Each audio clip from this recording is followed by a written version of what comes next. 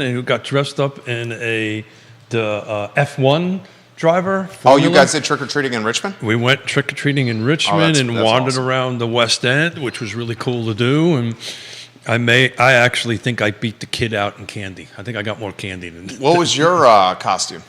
You know what? My costume was Grandpa. Oh, Grandpa's a good costume. That was my costume. Was Grandpa wearing the sports jacket or no? No sports jacket. No, it was cold. It got cold. It was very cold. It got cold. I was wearing a sweater and a zip-up jacket, and it got cold.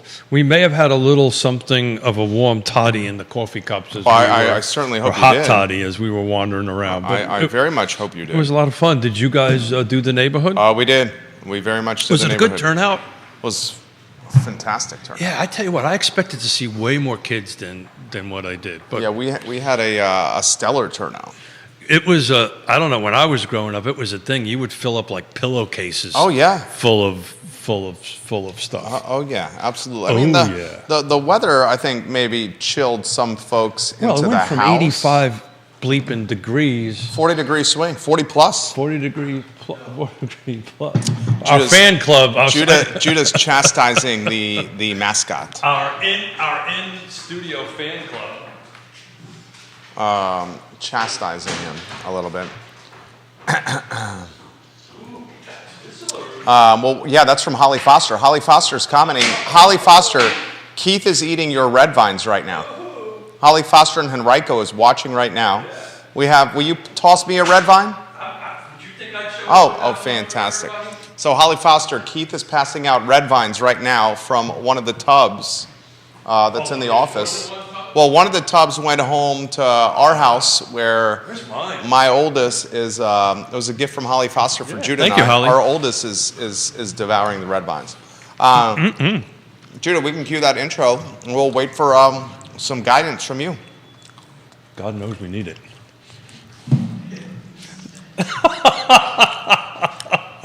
That was a little bit of too hearty of a laugh there, Judah.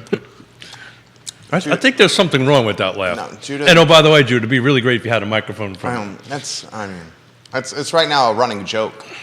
Judah in the mic. I think he does it intentionally. Look, he does. He's just doing it intentionally. He does it intentionally, Judah. You know what? I just realized what you can. We need a camera for the behind the scenes. Yeah. Because this is a pretty jovial. All right, you ready to rock and roll? I am. I'm. Good Wednesday morning, guys. My name is Jerry Miller, and this is Real Talk with Keith Smith. I know. I enjoy doing that as well. We're eating red vines, courtesy of the Queen of Henrico, Holly Foster herself. Holly Foster, where are your travels taking you today? Are you in Henrico? Are you in South Carolina? Are you enjoying a massage at Keswick Hall? Are you enjoying some hospitality at the Boar's Head? We live vicariously through your travels, Queen of Henrico. We are live on all social channels on a chilly Wednesday morning in downtown Charlottesville. When I awoke this morning and looked at the thermostat, it was in the upper 20s in Keswick. My wife and I, we have a light out right there, Judah. We got to change that. My wife and I woke up and said, man, it is cold. Today's show is about data. It's about inventory. And today's show is also about the red vines versus Twizzlers, because that's what really I want to I think red vines are better. Let's have Judah, we should get you in the mix on here, because you can pontificate on this. Keith Smith goes, red vines or Twizzlers? What's your vote? I'm a clear-cut red vines guy. Well, so I think it's a regional thing.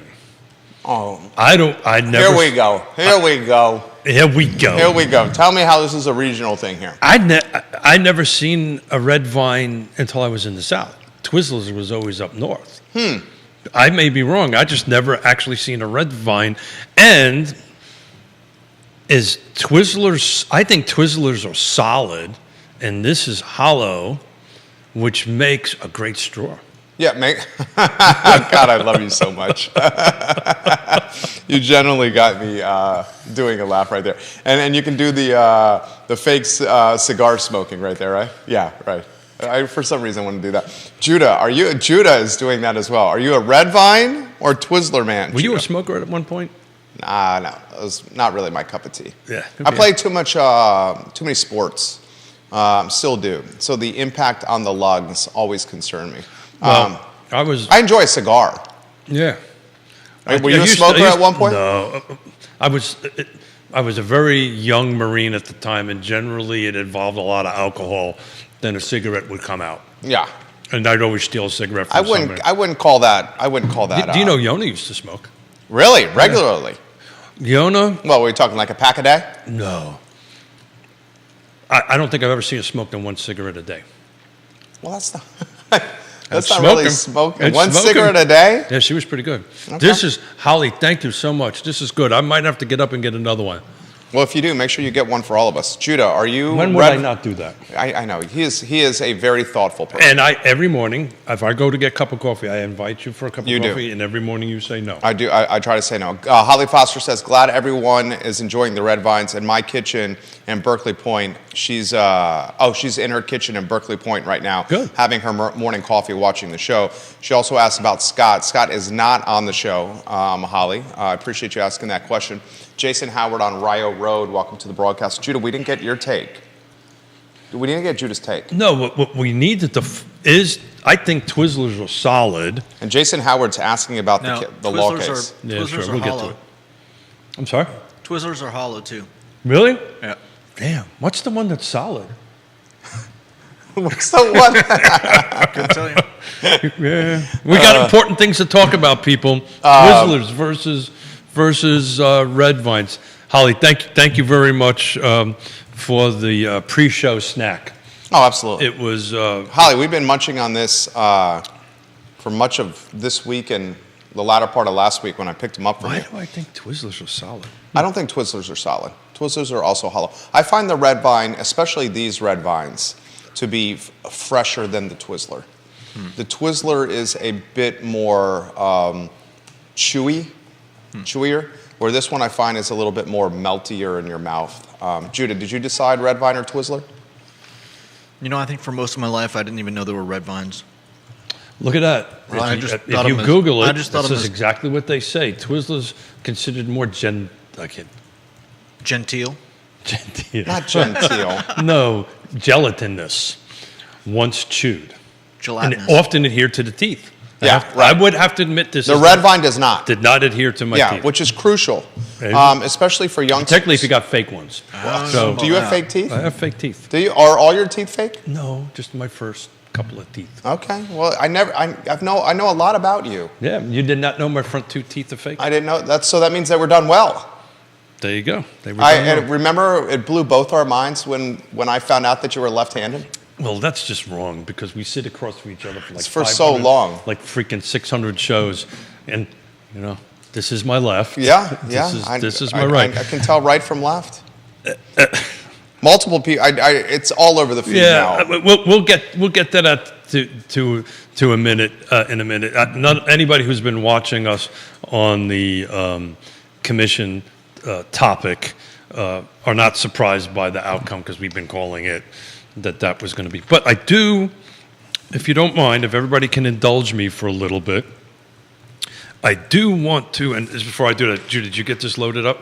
Thank you. Oh, thank you, Judy. You're great. Judy's Not only do you laugh at my jokes, which is thankful. The mood in the studio this particular morning is one of it's jovial. Jovial. Yeah. Joviality. Joviality. Okay. from Well, you Judah can stop Wickrow. the correcting, okay? Judah. It's enough already. We talked about that the other day.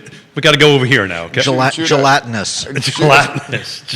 Judah likes to What did he have for breakfast? What did you have for breakfast this morning? some cigarettes. Oh, that's right. He smokes. He's a That's right. smoker. Yeah. You're a smoker. That's the one habit. Judah's one of the best human beings in the entire world. We spent 13 years plus working alongside Maybe each that's why other. you look so damn young. He's a brother from another mother. I think I call him family. I sincerely mean that. He's family. One of the few people I trust when I'm out of town to look after our house and our family canine, Max, which he does a fantastic job.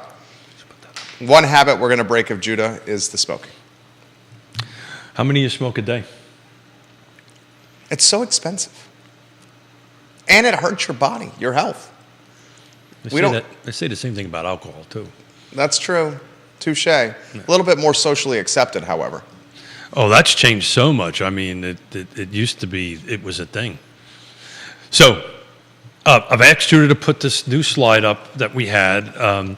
We have here been in front of the market data. I know we've been talking a lot about it lately.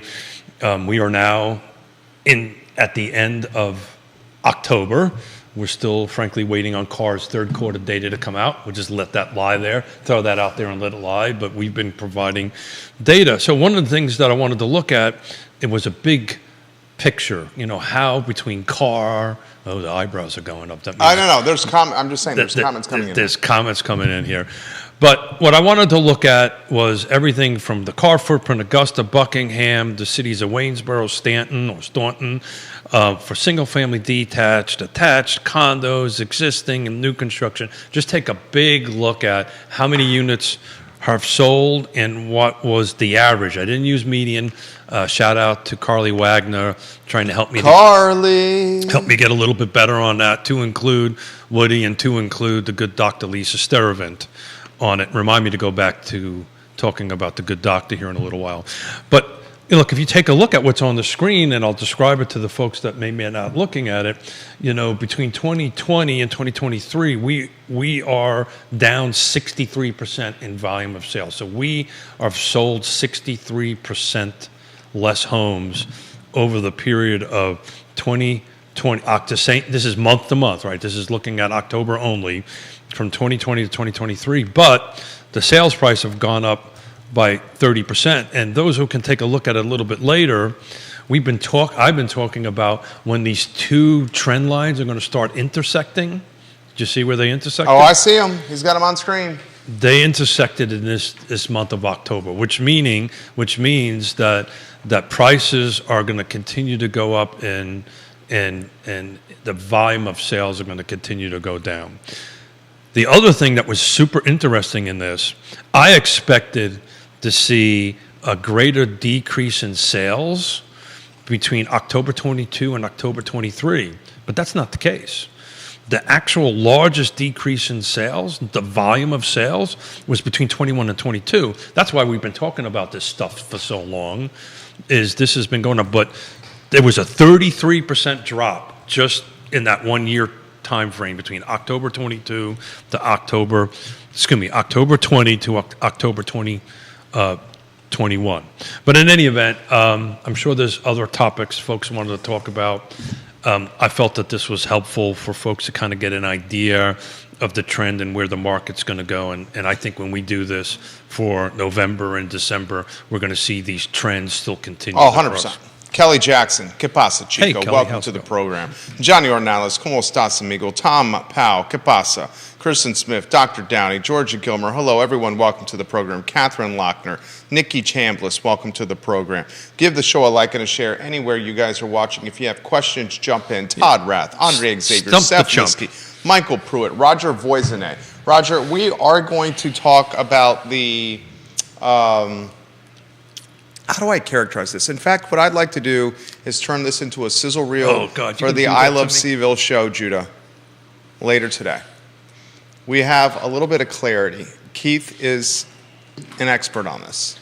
Expert's a big word. You've been following it closely. I've been following it closely, and I just happened to be lucky enough to be in the room with a lot of the CEOs. Okay, so I'll ask the question. You start the sizzle reel with the question I'm about to ask to Keith, and then play through Keith's answer.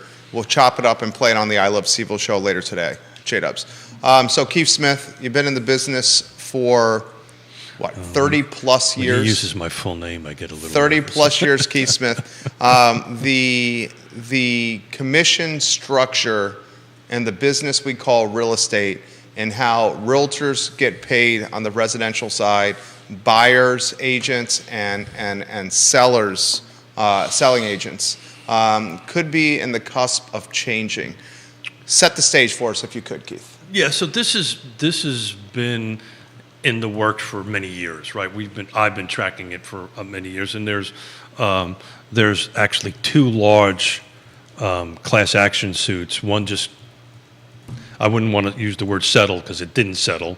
One went through the legal process, yesterday, and the plaintiff won and the defendants lost. So the plaintiffs are a bunch of folks that are doing a class action suit. The defendants were National Association of Realtor and a bunch of other large national real estate firms. So basically, and you can Google this and you can look it's all over CNN now, is that, the defendants, which is NAR in this case, and other folks have lost. Look, this process is going to go on for years. It is going to end up in I wouldn't be surprised if it doesn't work its way up to the Supreme Court, but it's definitely going through the appeal process. So in essence, what the lawsuit the class action lawsuit said was that there should be a decoupling, and that's the word I prefer to use, a decoupling of how the buyer broker is paid its eggs and the listing broker is paid its eggs, right? So I think what you're going to ultimately see is this march towards the decoupling of it. And what does that mean? So what it ultimately means, and we've had previous shows that we talked about this, is that the buyer's agent, let's say I'm the buyer's agent, I am now going to have to, which I should have been doing anyway, is to enter into a buyer-broker agreement with you that describes how I get paid, how many eggs I get paid. So ultimately, I think that's where we're going down, of this decoupling of it. It is kind of, I've been calling it a 40-year O shift. It is a 40-year O shift. Maybe I'll get myself into a little bit of trouble here. I happen to think it's good for the industry. It offers transparency. Everybody knows what they're getting paid and how they're getting paid on it. So I hope that rambling did a decent job of explaining it. Let's play it here. Cut it right there. We'll play that back on the I Love CVille show. I might come up with a better version of that as we go along. Okay. And the coffee kicks in. If you'd like to do that, absolutely. This comes at a time where the industry is vulnerable. The industry is vulnerable with the spike in rates in such a short period of time. And the grand scheme of rates, it's not that much higher. And if you look at decades of data. But what is causing a sticker shock and pain for a lot of people is the spike in rates happened over a very short window. Yeah. And that quick spike has created a vulnerable real estate market.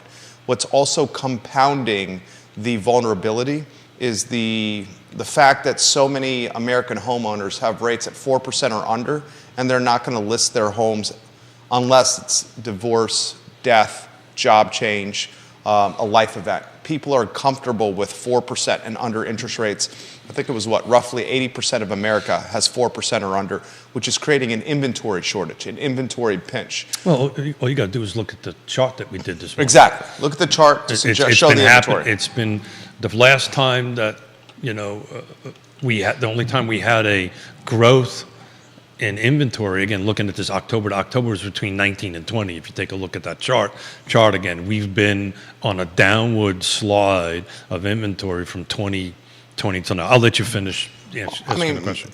This lawsuit is penetrating the news cycle, the everyday news cycle, at a time when the industry is vulnerable due to escalating rates, tight inventory, and home values that have uptick dramatically.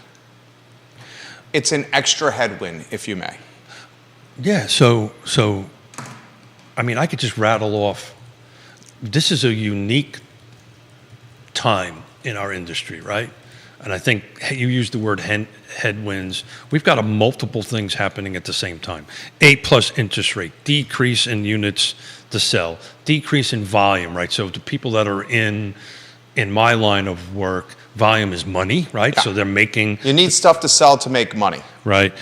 Agents are going to start decreasing. So we're decreasing agents. The MLSs are kind of in this goofy place because you've got certain larger MLSs that are running the thing.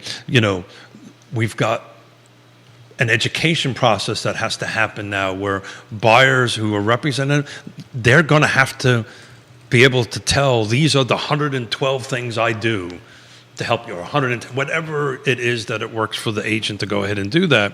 And, the consumer's way smarter. The consumer's always been smart. Let me rephrase that. The consumer's way more informed now than they were 10, 20. Than ever 20, before. Than 20.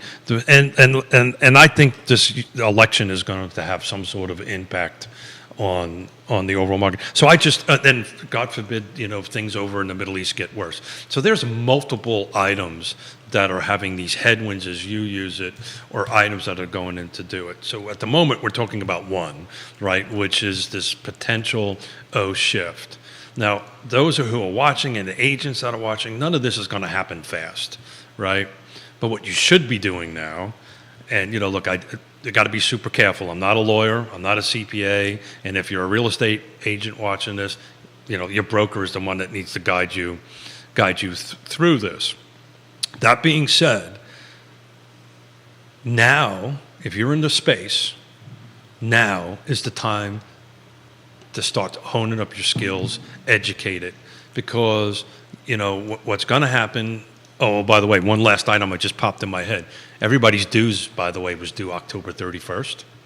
And guess what got settled? This lawsuit. On October 31st. On October 31st. When do we track how many agents didn't pay dues yesterday? Yeah, when do we get that data? Yeah, I don't know the answer to that question. And generally, I don't like not to answer a question. Right. But my suspicion is it'll take a couple of weeks or months. And I don't mean to throw shade at this point, but this is the same organization that we haven't even gotten out third quarter data yet, right? And we're now in the fourth quarter. In the fourth quarter. Well, we're 30, in the second month of the fourth quarter. We're 32 days. I'm not smart, but I think a quarter is 3, right? And if we're past 1, that means we're a third past. I'm not that smart, but I'm pretty sure I got that one right. I think that was a little shade right there. That was a little shade. That was a little shade. No, I'm not throwing shade at you. I'm throwing shade at myself. No, I think you're throwing shade at the organization. So Give us the data, damn it. We're a third into it. Look, back to Dr. Lisa Steravant, while I love her to death and love what they do at Bright, and that will get me into trouble. I get weekly updates on the market, like what we do here, weekly updates, except there's a big donut hole because we don't have data for us. But they do handle Northern Virginia and a bunch of different areas, which it's a real indicator on how the market is going. And while we're on that subject, she's agreed to come spend a whole show with us after the first week of January. Oh. And she's staying at your humble abode. Not that I'm aware. Okay. She's saying I had to think for a moment. Did I go ahead and commit to something? I don't. We're working through those details. But Dr. Lisa Sturdivant in January on Real Talk. That's big time. We're trying to settle on it before she does her. There's a big event that she does on January 11th that hits about 25,000 people, where she's going to do for us before that, which is give us a wrap-up of 2023 and where she sees 2024 going. And Woody Fincham's going to join us. Woody Fincham's watching the program. Woody! And she'll be sitting with us because she's way smarter than at least these two guys here for sure. I won't speak for Woody. I got a suggestion for you. Sure. Dr. Lisa Sturdivant on the show in January, Real Talk. No costumes. No, not costumes. We should take this area and set up 30 seats and sell a VIP ticket for $25. God love you. You always got that brain turning, but yeah, we'll see how it goes. Right now, I'm trying to focus on committing, getting all the T's crossed and so look.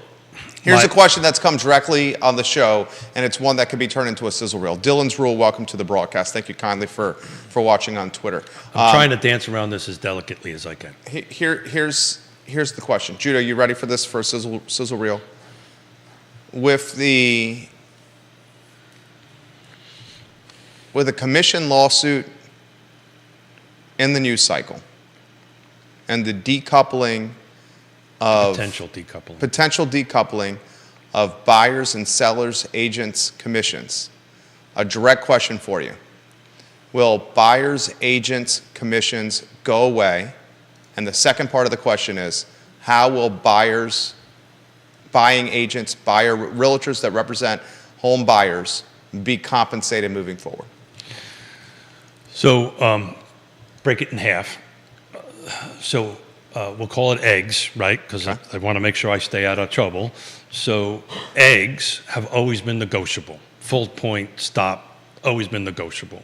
The second part of that is, and I've been saying this for a couple of shows, the buyer's agent, and let's face it, I prefer to be a buyer's agent. I just love being a buyer's agent. Doesn't mean I'm not a good listing agent, right? But I just prefer to do a buyer's agent because the number one skill is negotiating. I love to negotiate, and I love to help people get their goals and reach their goals and achieve them. But I will now have to, which I do anyway, is describe how I do it. Buyer's agents are going to have to do that. This is my job. This is how much I get paid, and you're going to have to, I don't want to use the word negotiated, but that is going to have to be very transparent up in the front. It's always been there. It's just never really been done across the board. So what can NAR do right now? Right, let's just dive into it. What is its potential options? What I hope it does, I don't think it will, but what I hope it does is that, because the other thing, Jerry, that you probably didn't see in the news, the minute that thing they got awarded, the plaintiff got awarded, you know what else happened? There was a bunch of class action suits immediately filed after that. Oh yeah, they were ready to. They were in the queue. They were ready to go. So you are going to see these. This is going to be. You're going to see, and I've been talking about this. I've been told to shut up about it, and I'm tired of being told to shut up about it. You're going to see multiple class action suits start coming down the pike. What can NAR do to do that? If it really wanted to stop it, it's going to fight it, but if it really wanted to stop it, it could do a nationwide class action settlement. Just do it. Just negotiate a class action, nationwide class action suit that will stop any future class action lawsuits. And whatever it looks like, they got to negotiate that.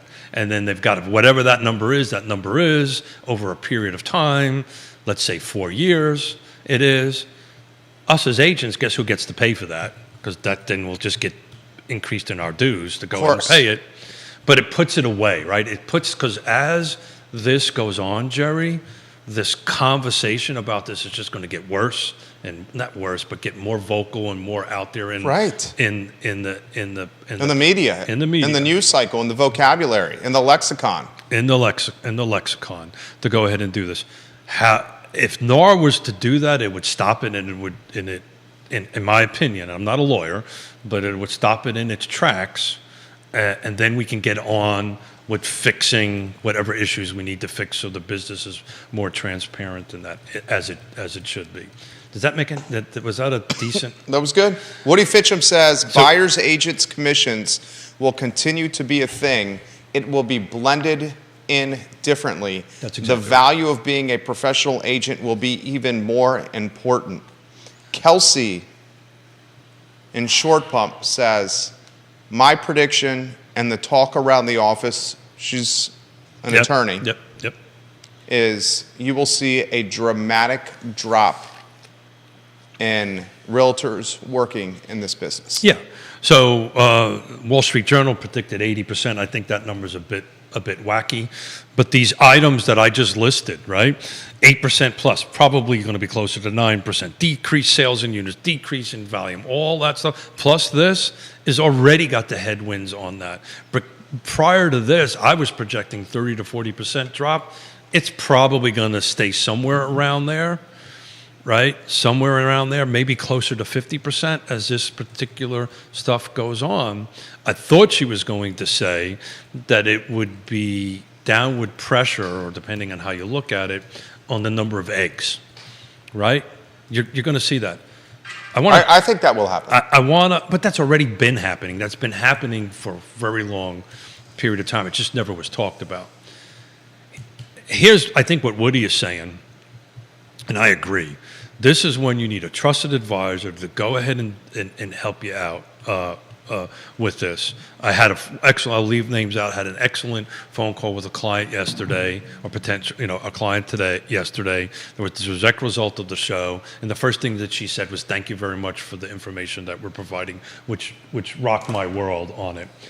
But sounds like someone I know. Somebody you know, and. The funny thing was the whole conversation was never about eggs. It was never about money. It was about their goals and objectives on how they were going to achieve it and how a trusted advisor was going to help them get from where they are in their life now to where they want to be. Everything else takes over. Another reason why I know professionalism matters. How do you recover from losing everything? I can speak about this personally. You take care of your client first. You take care of the people first. The money will always follow. But if somebody does a little Googling, Pacific Northwest has actually decoupled this. I believe it's been about a year. They did it. Their MLS, their region has already decoupled it. Has already said, okay, buyer, you need to go ahead and pay your buyer's agent. Okay, seller, you have to pay your buyer. And how they did it. The number of eggs, by the way, over that course of a year, I believe it was, hasn't changed. So I don't think you're going to see a huge change in the industry. What you're going to do is you're going to see, as far as numbers go, you're going to see how it's done change. Had a great conversation with the great Bill Tucker. Tell me how this is going to work. Bill Tucker. Tell me how this is going to work from your perspective. And look, from his perspective, it's nothing different than a for sale by owner. The question becomes one for Woody and one for the lenders. Will the lenders allow the seller to pay it now? And how will the appraisers go ahead and do that? Because I want to be clear, right now, today, as we sit right now, and it's decoupled, I cannot add my number of eggs to you. The lender won't let it happen. To go ahead, let the seller go ahead and pay it. So how do we do that? How do we navigate that process? This is a highly complicated topic. Oh, you're doing great. You were doing great. Well, and I mean, I'm seeing it all over the feed here. This is the first folks are hearing about this. So you're the source of the source here. So I want to also point one thing out. If you do a little bit of reading, this $1.78 billion, guess what rule got kicked in? The treble rule. So that number is actually 3 times.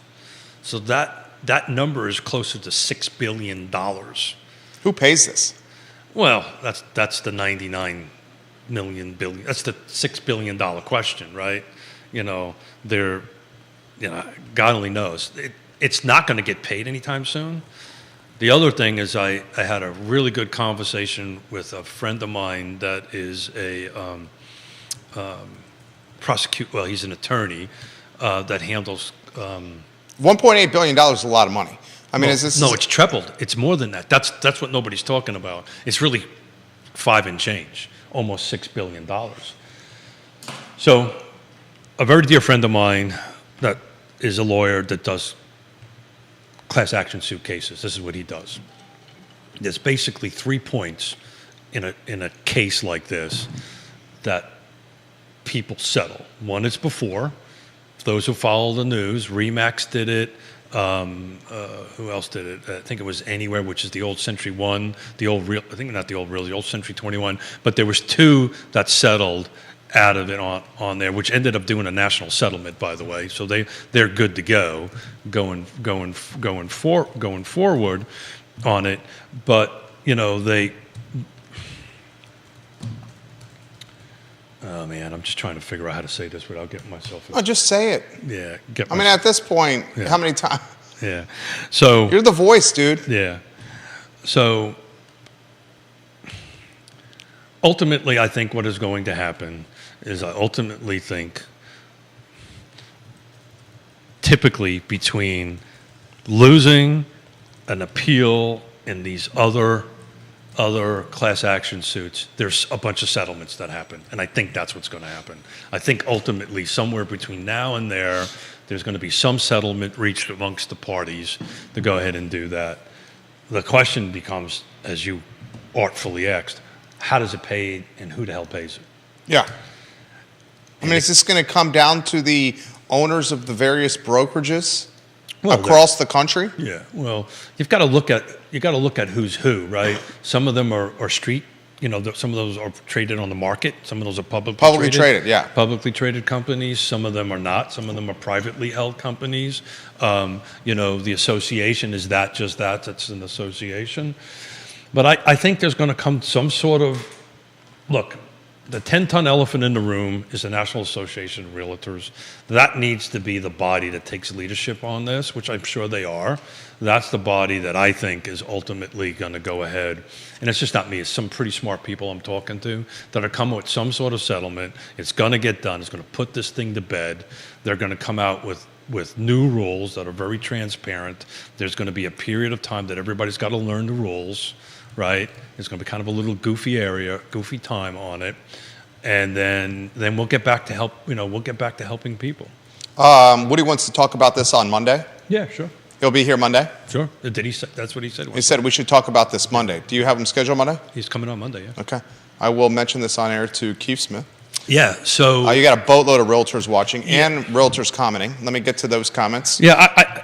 I'm babbling here, or I'm talking here. There's before we answer questions, the first thing is, if you're in the business, don't panic, right? If you're in the business, hush, brush up on your buyer broker presentation. If you don't have one, you should have one in writing, just like you do for a listing presentation. Brush up on your negotiating skills, and then start reaching out to the people that you work with, particularly closers and attorneys and stuff like that, and tell me how this is going to work from their particular perspective. That's what I've been doing for about a year, right? And that's it. And it's that simple. This is what our partnerships are doing for a year. If you go ahead and focus on those 4 big bullet points, you will do well. Josh Tracy, hello. Love when you watch the show. Katie Pearl, hello. Welcome to the program. Dr. John Shabe, hello. Welcome to the program. Ray Cadell's got comments. Hey, Ray. He says the biggest problem over the last 100 years of real estate sales has always been not enough cash to make the transaction happen. Yeah. This could easily make that much, much worse, and especially for entry-level buyers who are the first rung on what we hope is a tall ladder. I'll put what he said in perspective and then get to his next comment, which is a question specifically for you. If buyers' agents, moving forward, a lot of folks think that their clients, the home buyers, will now be compensating the realtors out of their own wallet and bank account. We don't know that yet. A lot of folks are speculating that's what's going to happen. Yeah.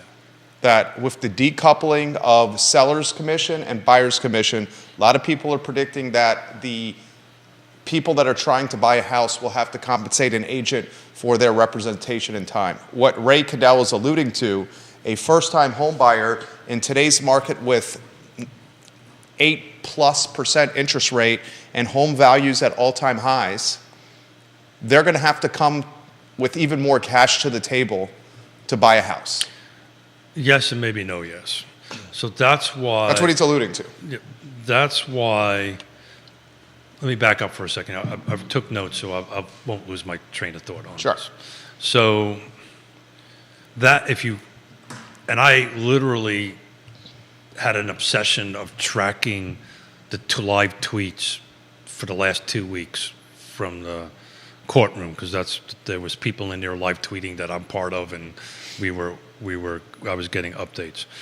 So the argument from the NAR side of the house, National Association of Realtors, was exactly what you just said. This is going to be an undue burden on the first-time home buyer. Oh, it's going to fall on that. Yeah. Now, that being said, there are potential ways to get around this, right?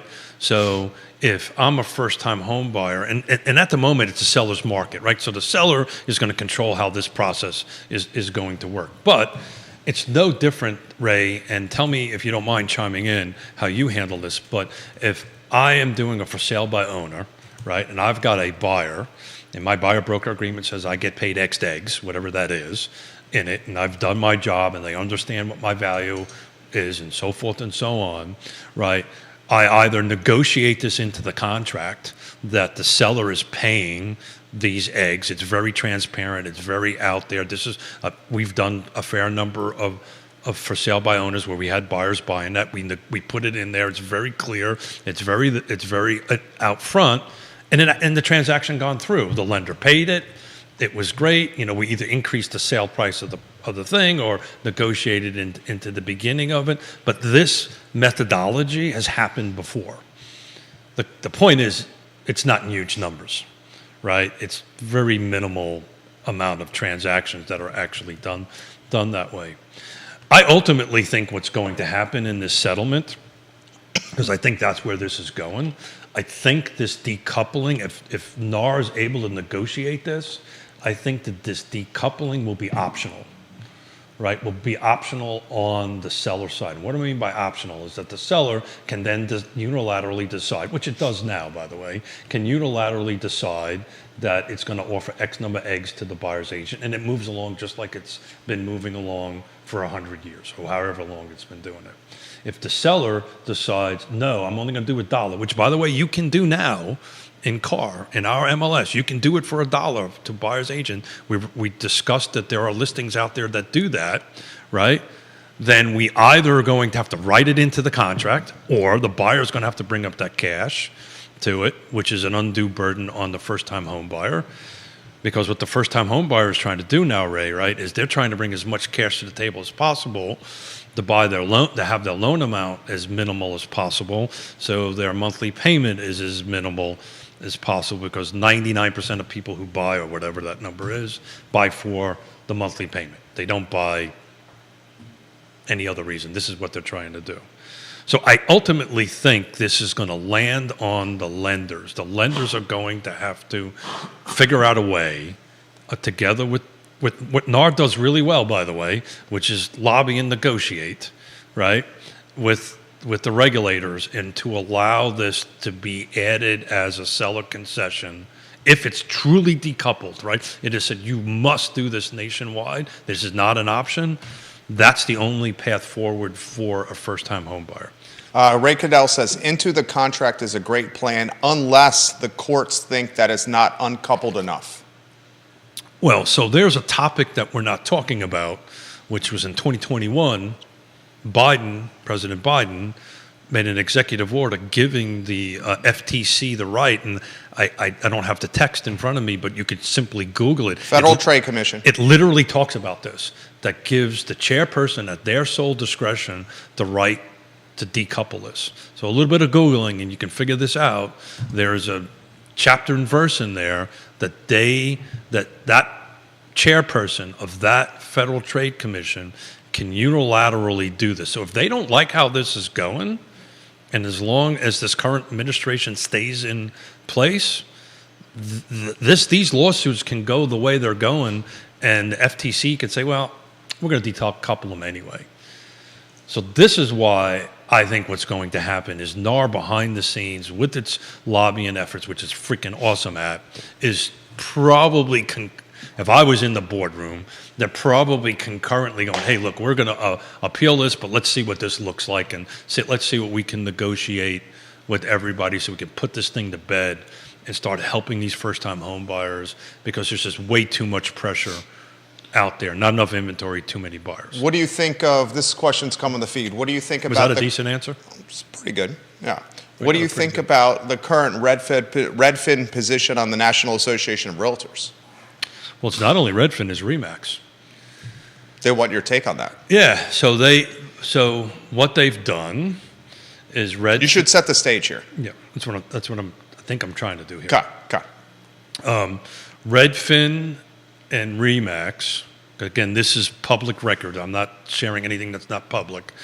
Have, and I'm going to paraphrase it, as corporately said, corporately, we're not part of NAR any longer, National Association of Realtors. And it gave its franchisees, it gave its individual owners of its franchisees or franchises the ability to do that. If you wish to separate yourself from the National Association of Realtors, you're able to do that. Now, I will tell you, that's been in play for a few months.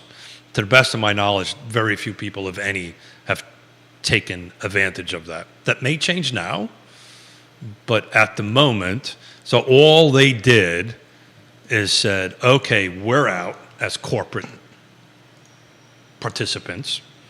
You, Jerry, as the RE/MAX franchisee for whatever region, have the ability, if you wish to do it, to go ahead and separate yourself from NAR. Well, you probably can't do that because your local association, which you're a member of, is saying you must also be a member of NAR.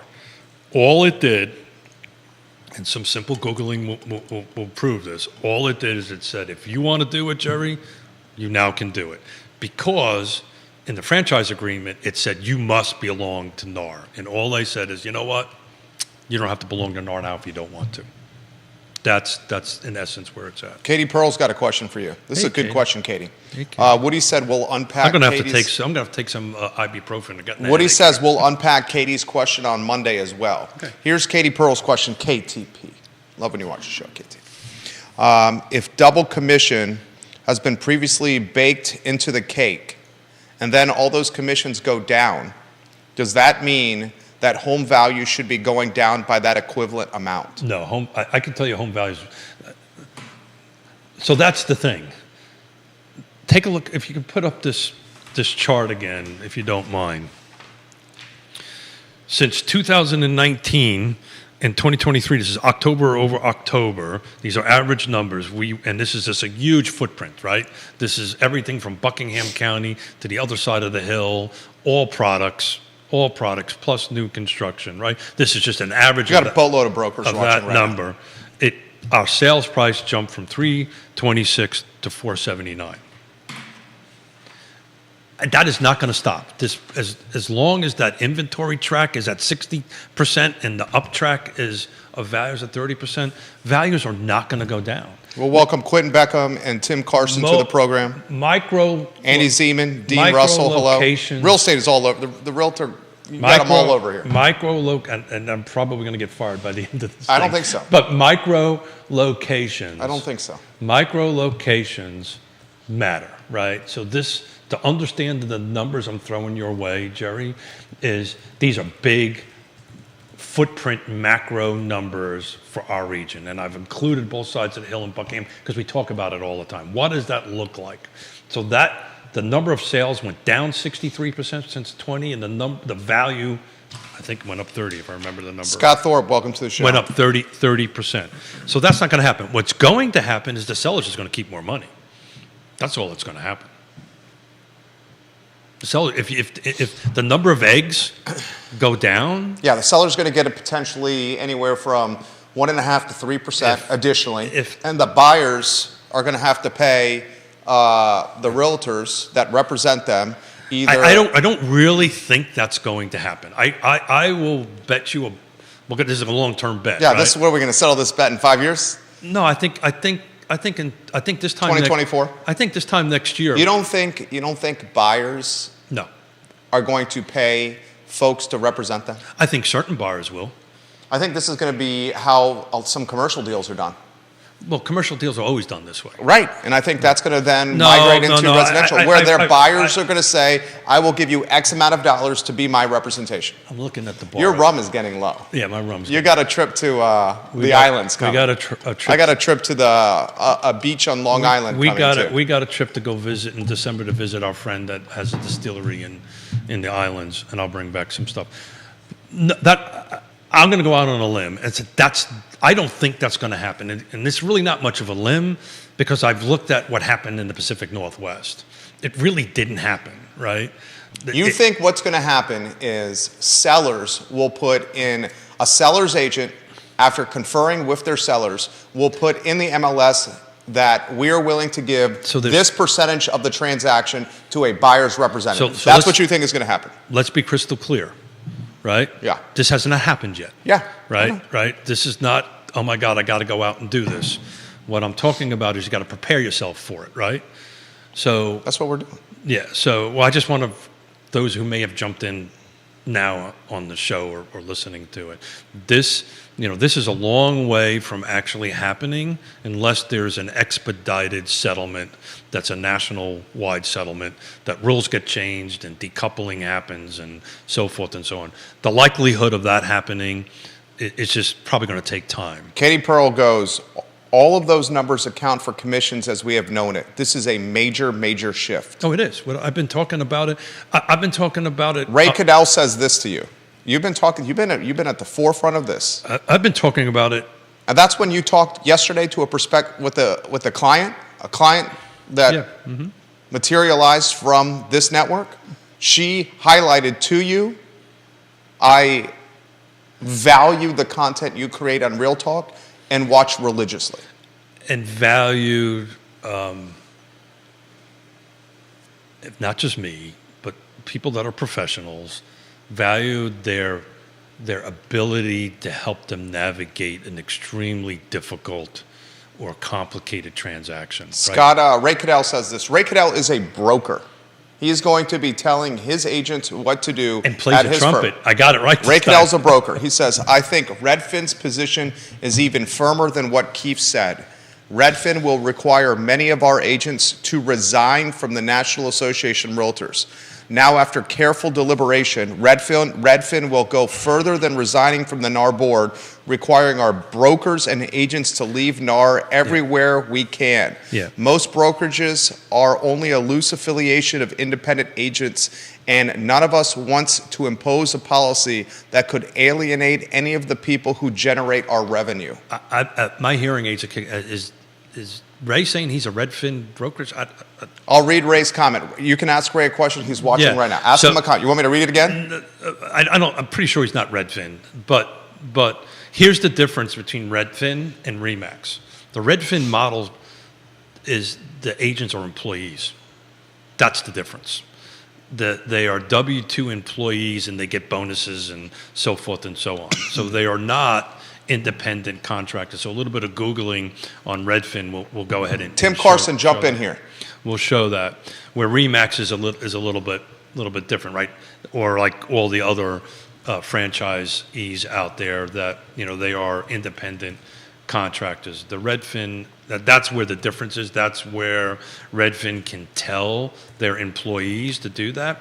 But if you're an independent contractor, it's very difficult to go. It's like a framing contractor when I'm a GC, right? I tell them how to do their job, but I can tell them what to expect and what my scope of work is, but I can't tell them how to nail a nail. Once I do that, they become an employee. But that's a whole topic for a different day.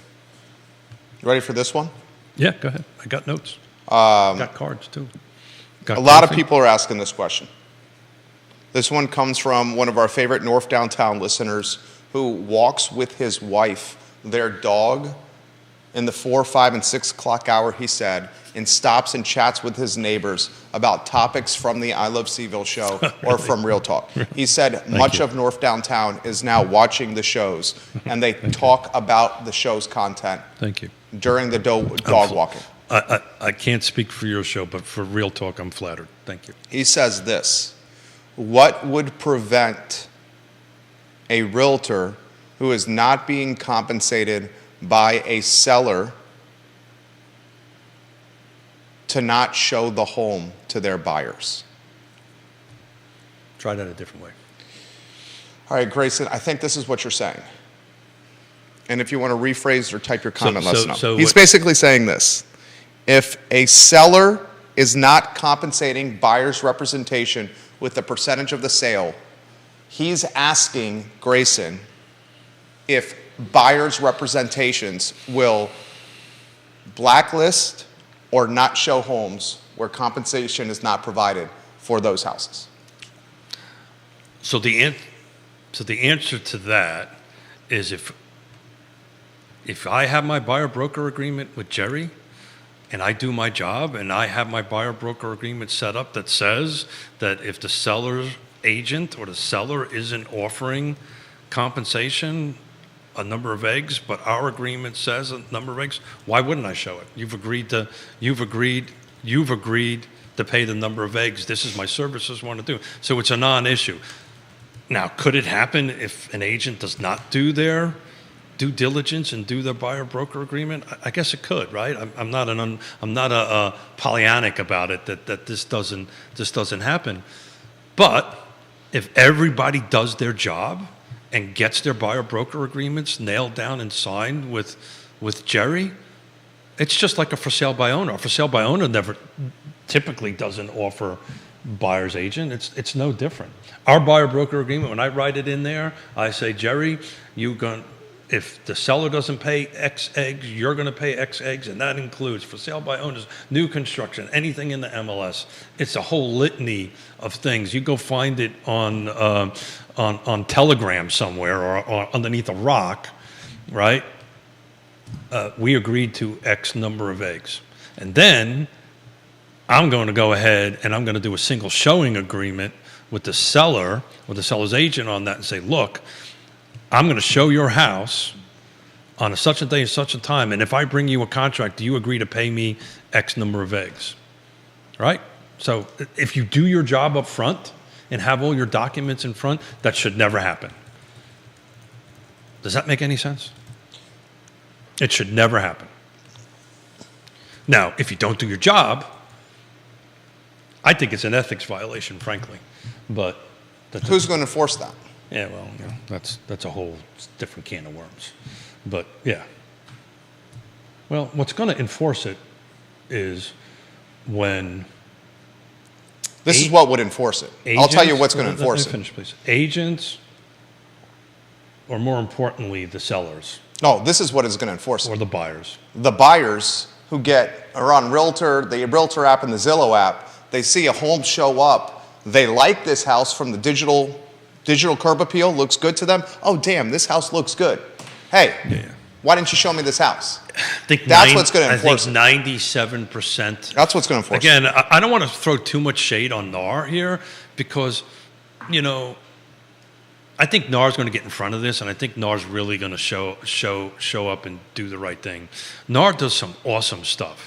Their data is really good. Their lobbying is really, really good. They do some awesome stuff for the industry in particular. I shouldn't say but anymore. And if you do your job, it's a non-issue. But you're 100% right. According to NAR, 97% of all buyers start on this phone I'm holding in my hand. And you're 100% right. And you get this phone call, I want to show a house. And then you should, at least this is what I do, so thank you very much. Give me a few minutes. Let me do some research for you. I do some research and find out what is said in the back of the MLS that I understand, what the agent notes are, so forth and so on. Let me find out if it's still available. Let me find out what showing instructions are.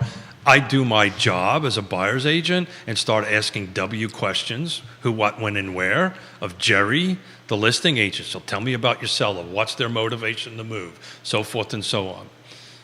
One of the things I hope happens here, and maybe this is because I'm an effing boomer, that happens here, too many people in my industry hide behind this phone that I hold in my hand. They won't actually use it as a phone and have a conversation, right?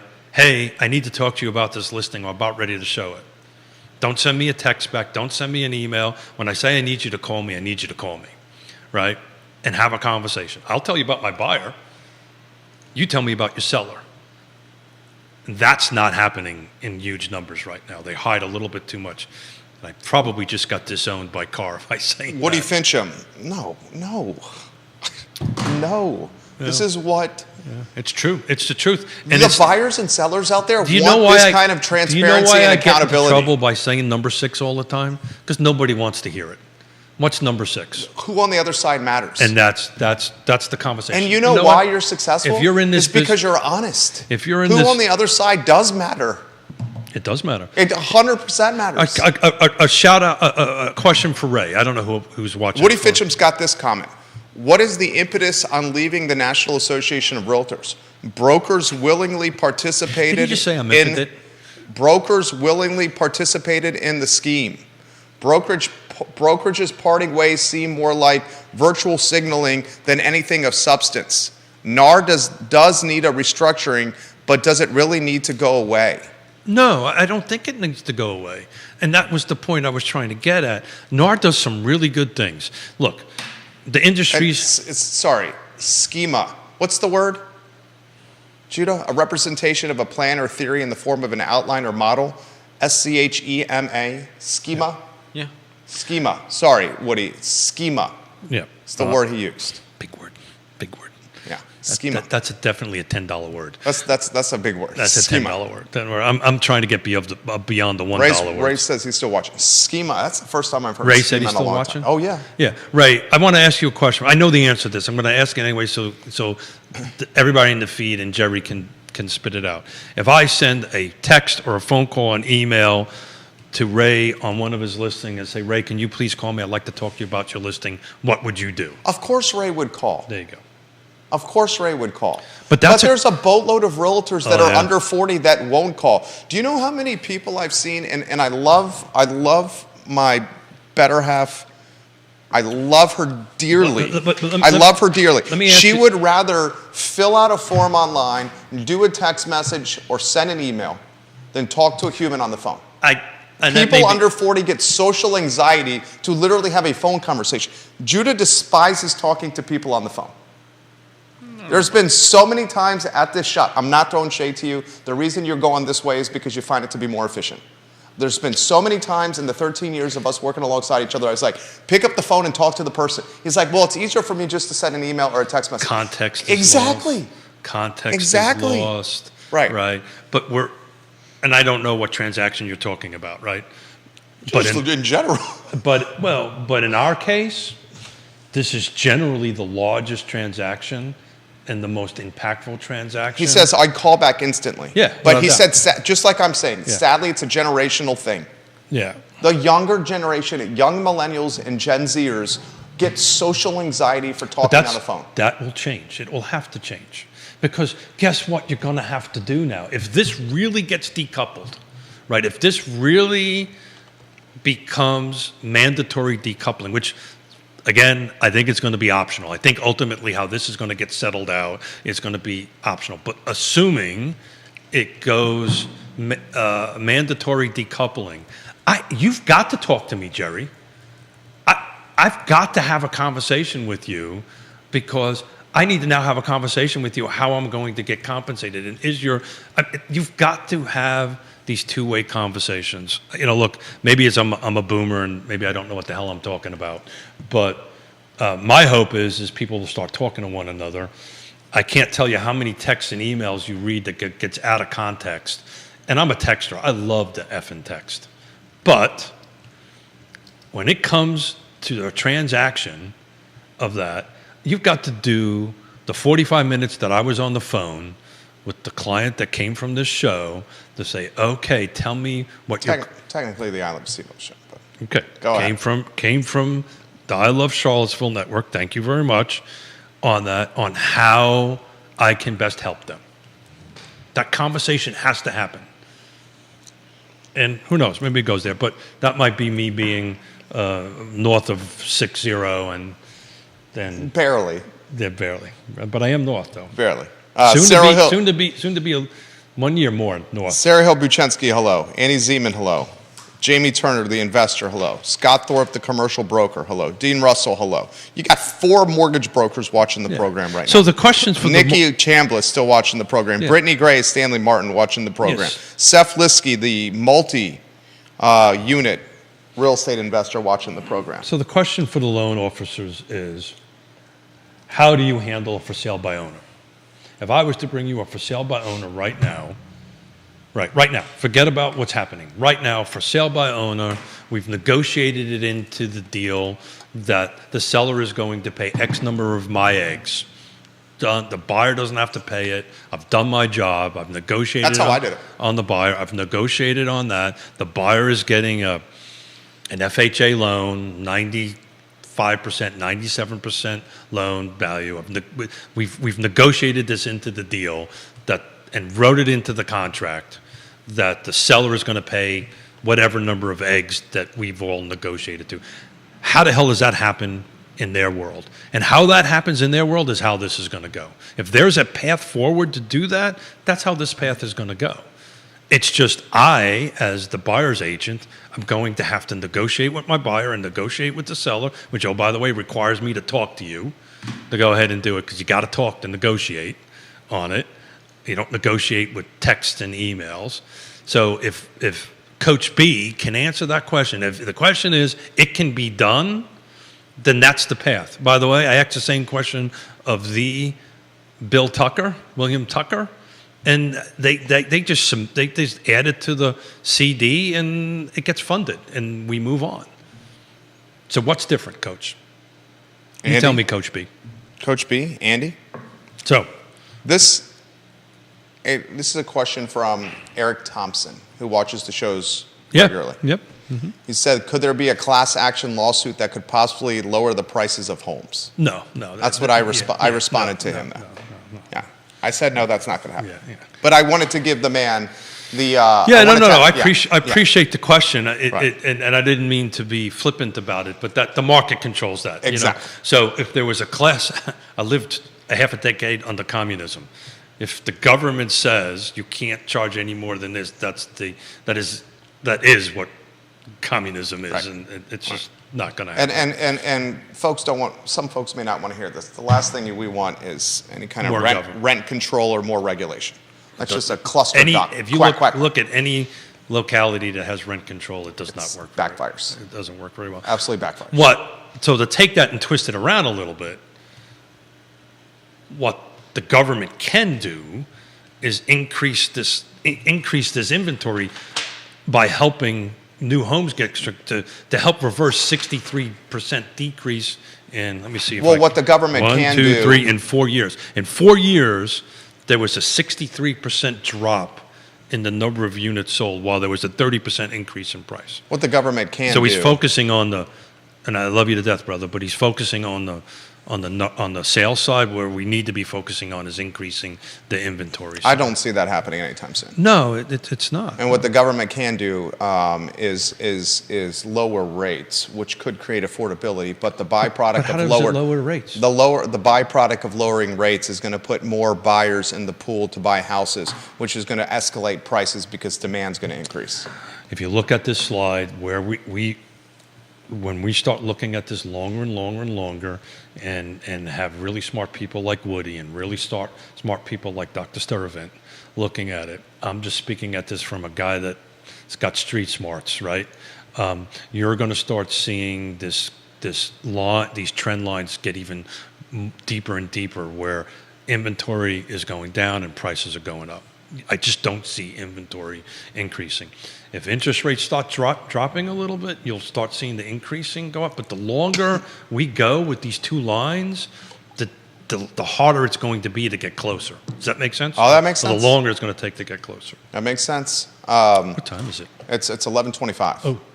So time flies when you're sitting across an oracle of knowledge. In that case, that's you, Keith. I knew you were going to do that. The oracle of real estate, Keith Smith. Let's see if Mr. Predicto can get that one. You've handled this like a true professional, my friend. Yes Realty Partners' finest, Keith Smith. Monday, you have Woody.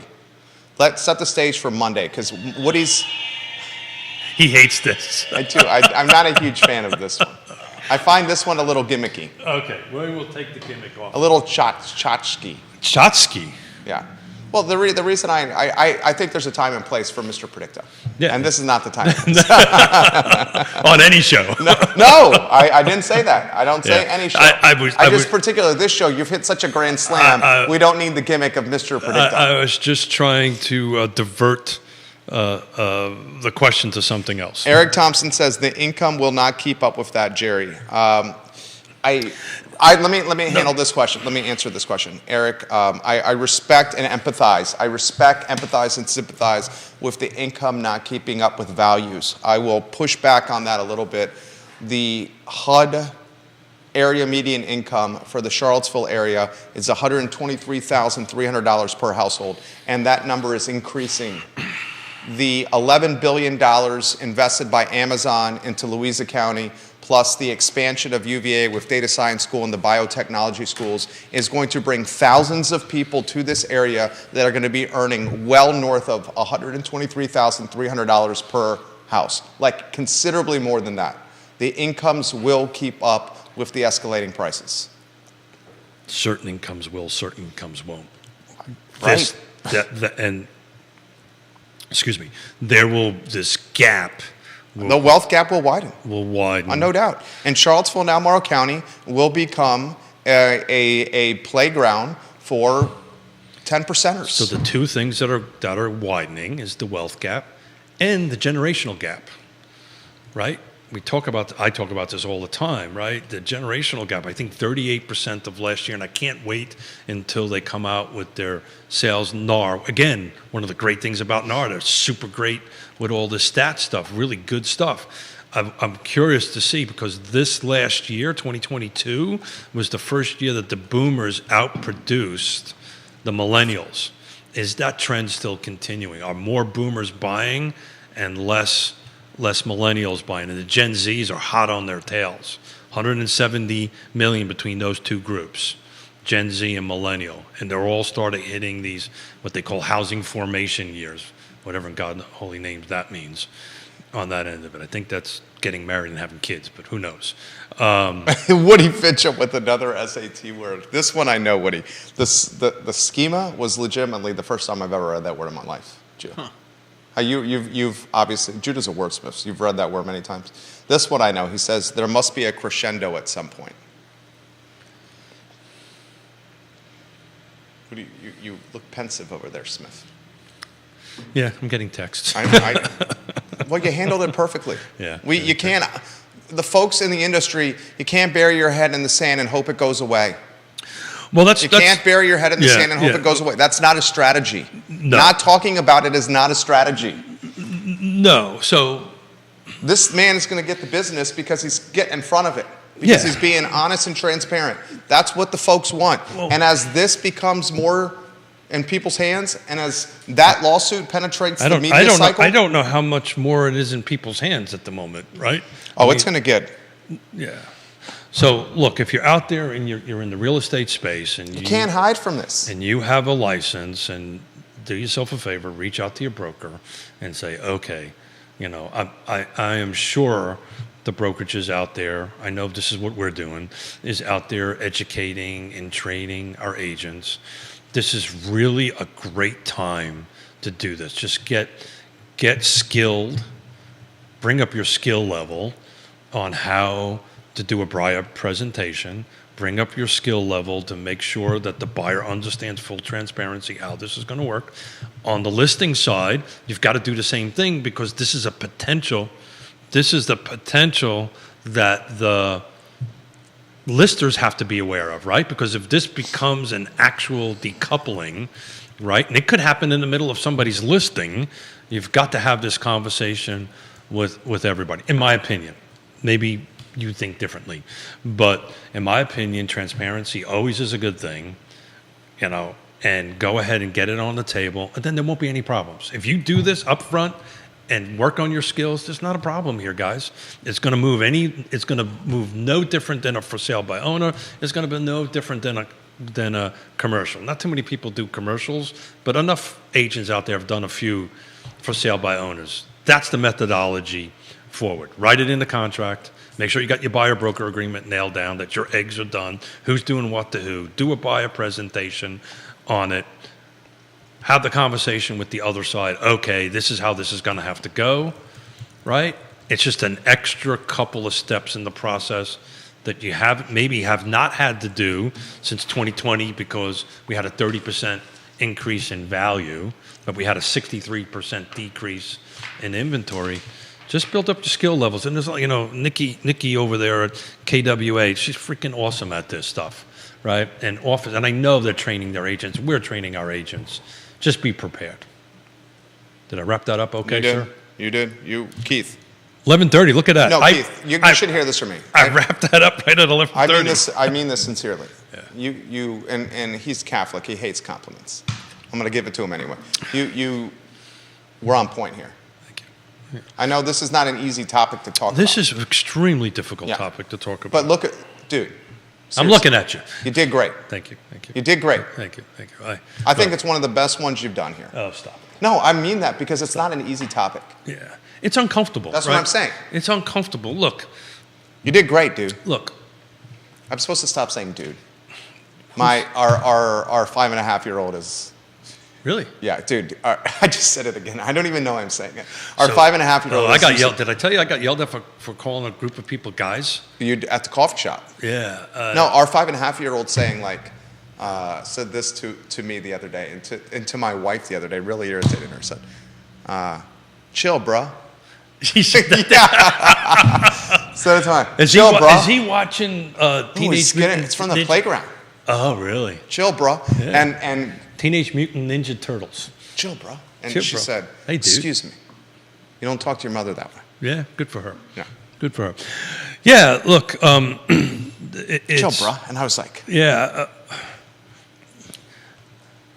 The agents that are uncomfortable with talking about how they get paid and their worth and the money and the processing will be difficult for them. yeah.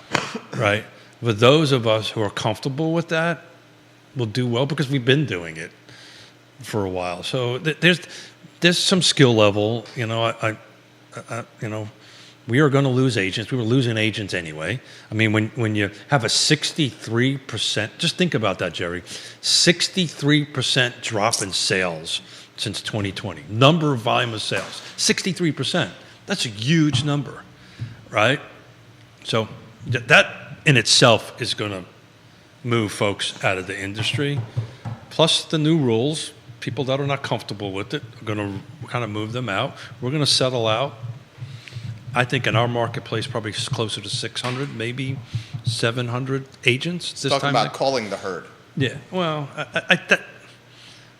That's the definition of what you're talking about. Yeah, that's just very straightforward. Yeah, talk. Those words implied people are going to get hurt. Not right? true. Yeah, well, Culling the herd is not just physicality. Yeah.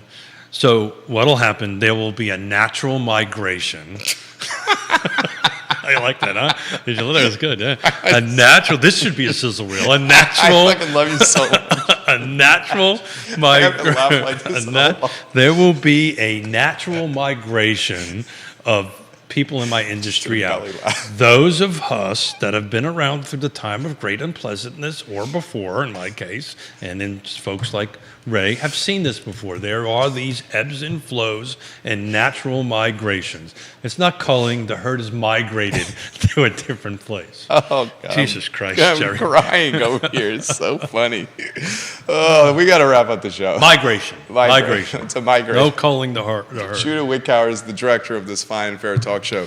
The show is archived at people out there shooting people in RealTalkWithKeithSmith.com. the herd. RealTalkWithKeithSmith.com. He's not just a superstar broadcaster. He is a realtor. If you need someone to help you navigate That's what I am this first. process, Just Keith hang out Smith, and have fun. Realtor. He's just a joy to work with.